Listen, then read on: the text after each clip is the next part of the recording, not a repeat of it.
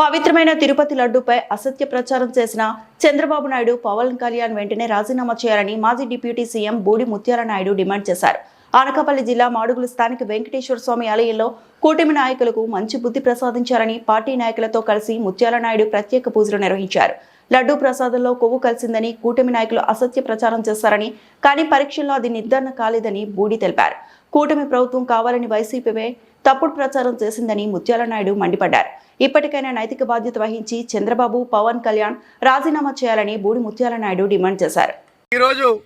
నిరాధారమైనటువంటి ఆరోపణలు చేయడమే కాకుండా భక్తుల తాలూకా మనోభావాలు దెబ్బతినే విధంగా అసత్య ప్రచారాలు చేసి తిరుమల తిరుపతి లడ్డూ ప్రసాదం అనుకునేటువంటి ప్రాముఖ్యతని తగ్గించేటువంటి, దాని మీద అనుమానాలు రేకెత్తించేటువంటి ప్రయత్నాలు చేశారు. కాబట్టి దానికి తగిన శాస్తి జరిపించాలని చెప్పి ఈరోజు మరి మాడుగుల నియోజకవర్గ హెడ్ క్వార్టర్స్లో ఉన్నటువంటి వెంకటరామమూర్తి కోవిల్లో పూజలు జరిపించి భగవంతుడు వాళ్ళకి మంచి బుద్ధిని ప్రసాదించాలని చెప్పి భవిష్యత్తులో ఎప్పుడు కూడా ఇటువంటి తప్పుడు ఆరోపణలు కానీ అసత్య ప్రచారాలు కానీ చేసేటువంటి అవకాశం వాళ్ళకి కలగనివ్వద్దని చెప్పి స్వామికి పూజలు చేసి ప్రార్థనలు కూడా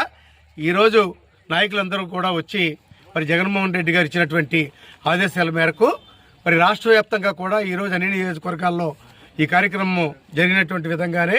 మాడుగుల నియోజకవర్గ హెడ్ క్వార్టర్స్లో కూడా ఈరోజు వెంకటరామమూర్తి కోవిల్లో ఈరోజు ఈ కార్యక్రమం జరిపించడం జరిగింది. నిజంగా మీకు చిత్తశుద్ధి ఉండి నీతిగా రాజకీయాలు చేసేటువంటి నాయకత్వం మీలో ఏమాత్రం కలిగి ఉన్నా తక్షణమే మీరు తిరుపతి వెళ్ళి స్వామి అపచారం చేశామో, తప్పుడు మాటలు మాట్లాడామో, జంతువుల కొవ్వు కలవలేంది జంతువుల కొవ్వు కలిసిందని చెప్పి అసత్య ప్రచారాలు చేశామో, కాబట్టి ఇక్కడనే మేము గుండెలు గీయించుకొని తప్పు ఒప్పుకొని వెళ్తున్నామని చెప్పి మీరు తక్షణమే తిరుపతి వెళ్ళి వెంకన్న సాక్షిగా మీరు తప్పు ఒప్పుకొని మీరు గుండెలు కొట్టించుకొని ప్రజలందరికీ తెలిసే విధంగా మీరు మరలా పత్రికా ప్రకటన ఏదైతే అసత్య ప్రచారాలు ఈ పవిత్రమైనటువంటి లడ్డూ ప్రసాదం మీద మీరు చేసినటువంటి ఆరోపణలు ఏవైతే ఉన్నాయో వాటన్నిటిని కూడా వెనక్కి తీసుకోవాలని చెప్పి మీ అందరం కూడా కోరుతూ ఉన్నాం.